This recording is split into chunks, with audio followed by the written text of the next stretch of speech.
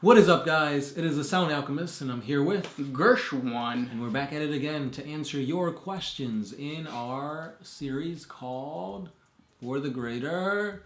This is a video series where we answer the questions left by you, the viewer. If you have a question for us, comment down below. Put question in front of your question because we'll get to those questions first.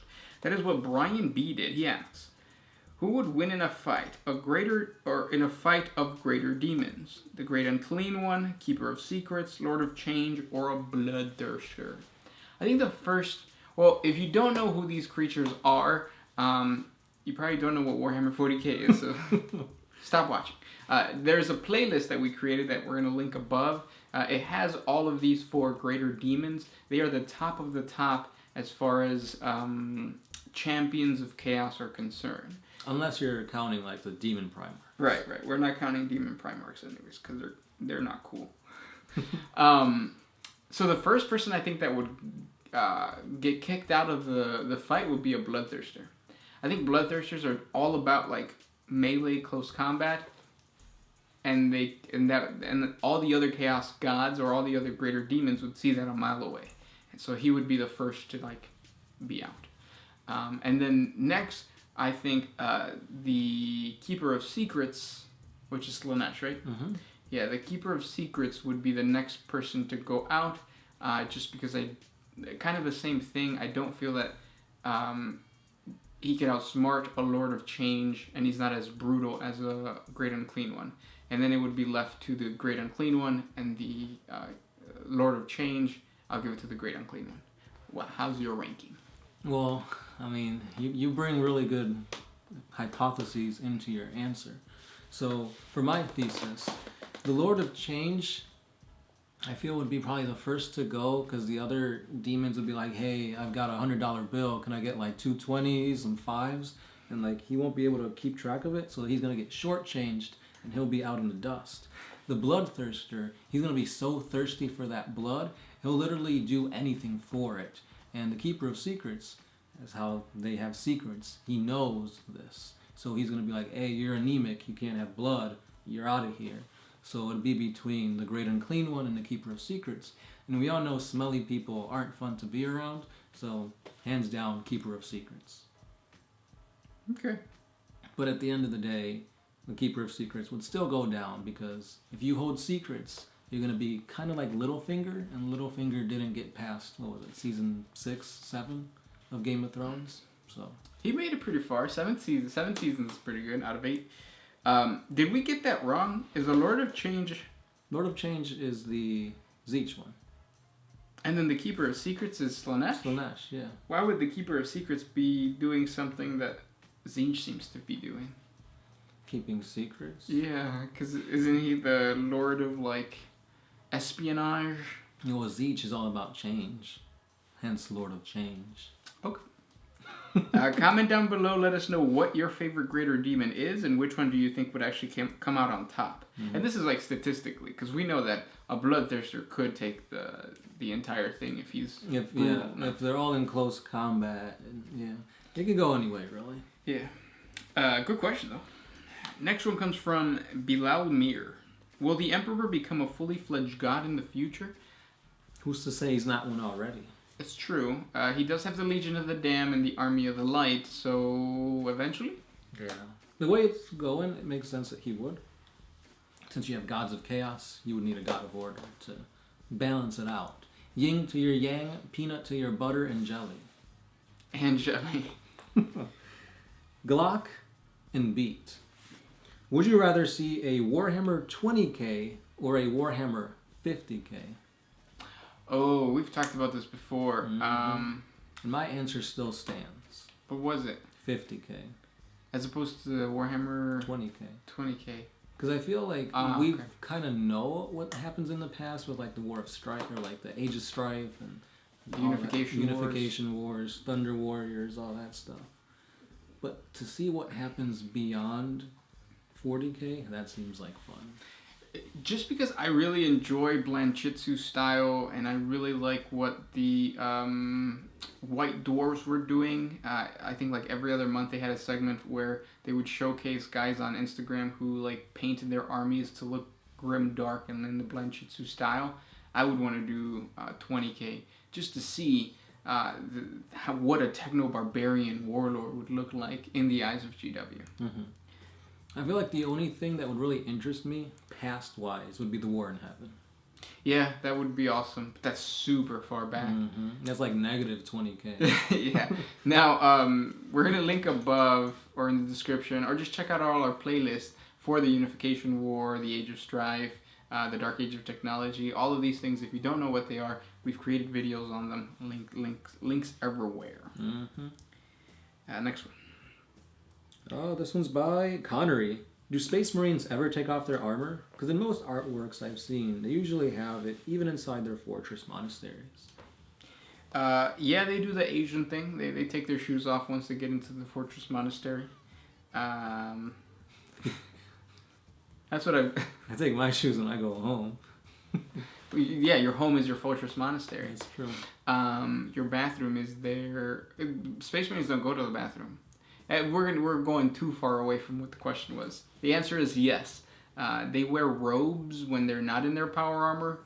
Check out our daily life of a Space Marine, just to plug ourselves once again, because it explains how like they have rituals, they have ceremonies where they wear robes. They're like monk robes, not like bathrobes. Bathrobes. Yeah. They do let it hang out though. You got to though. Next question. I have one. This is a long one. We'll see how I do. RPC 90. Yes. Do you think there is a Dark Age relic that reveals the entire collective system of planets controlled by man? Sure, most of these planets would be under the Imperium, but something tells me there are a lot of planets they have not found. Maybe planets untouched by the Age of Strife. Maybe even one planet untouched by cybernetic rebellion. What do you think? Yeah, definitely. There are STCs with maps that show different parts of the galaxy. The only thing is that if there's a warp storm that covers a certain sector, when that warp storm goes away, the sector's not going to be the same. So these maps might exist, but they might just be wrong because change. Zeech. Yeah. But yeah, that's the cool thing about warp storms. It's like, for example, you see the primitive Tau, and a warp storm covers that sector. And when the warp storm goes out, it's like, damn, they're all super technologically advanced. You. Next question comes from Chris Didios. Do you think GW is going too slow with the Warhammer 40K universe narrative / progression? I felt like they were pushing the speed of it with like the Primaris, but I think they're doing all right now. Yeah. They've definitely slowed down recently. Before 8th edition, they were bad. I don't think we had like updates to anything. No.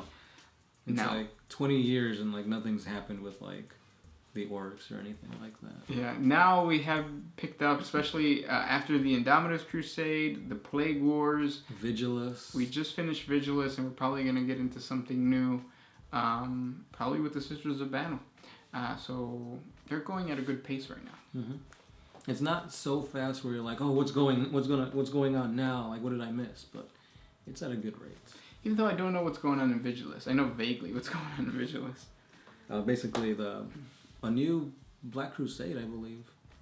Oh yeah, because Abaddon was there, right? Abaddon, Harkin, World Claimer, the new units in the Shadow Spear set, those were all on Vigilus. Mm-hmm.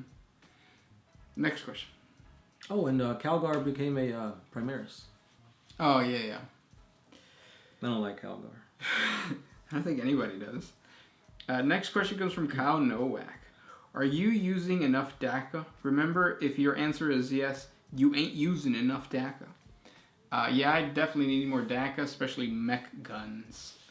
Mech guns...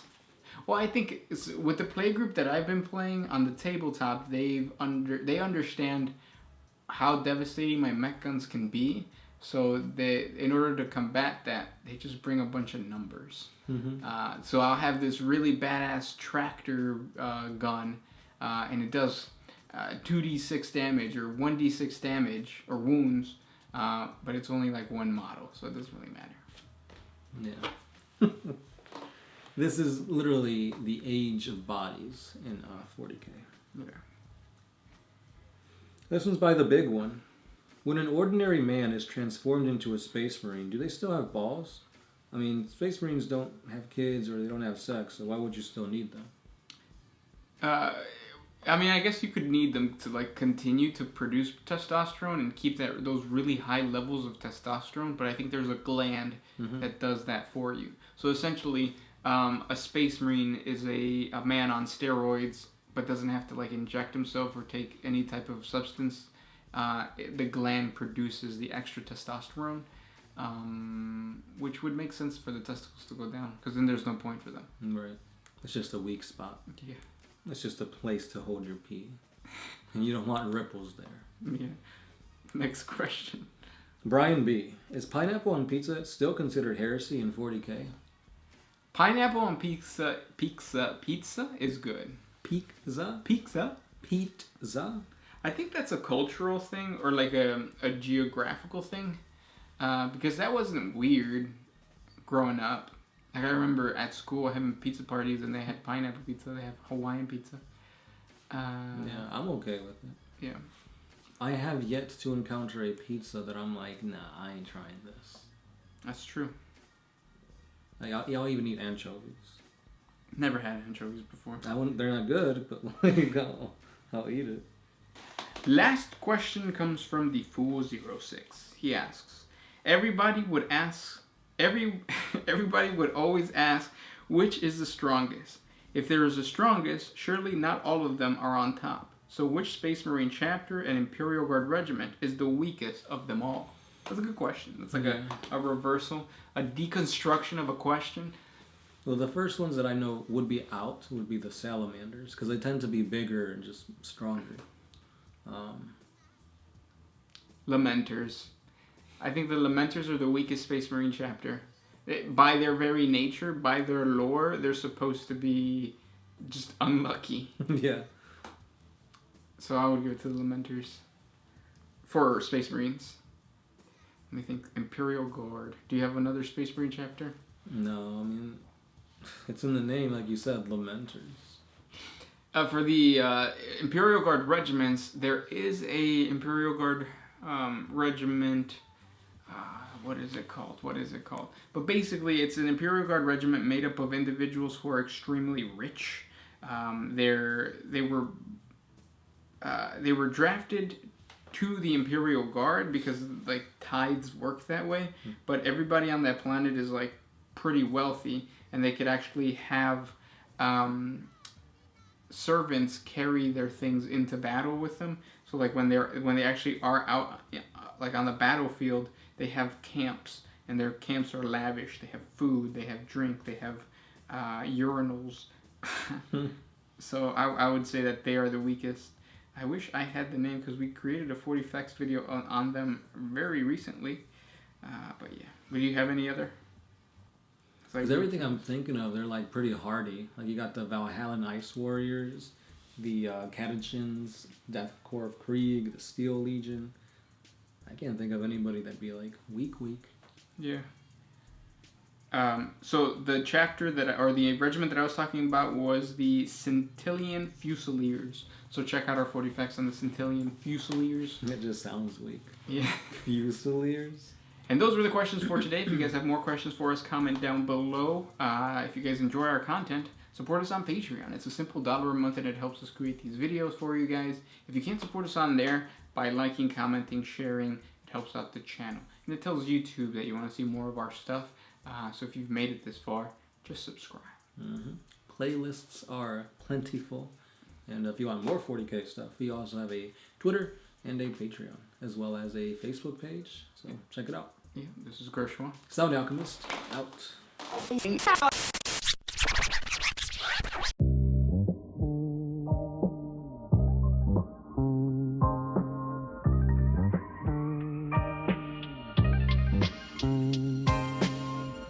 Always used to put my freedom first in any situation.